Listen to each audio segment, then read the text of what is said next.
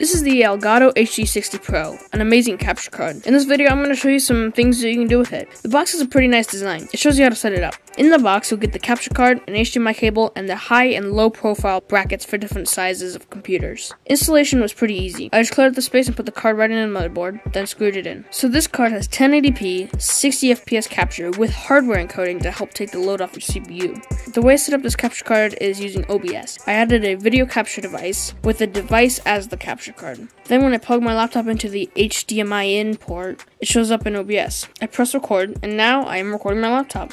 You can see that this recording is taking very minimal resources because there are no extra processes. By the way, there is a pass-through port from the HDMI out port, so I can see what I am recording on my monitor in low latency. I can also plug in my phone using a USB-C to HDMI adapter, and now I can record it. But my phone has a way to basically output a desktop environment, and I can also record that. Because this doesn't add any extra load to the connected device, I can record very low power hardware. This computer is about the same size as a AAA battery, and I am able to record the output in full 1080p 60. That's pretty much it for this video. Thanks for watching.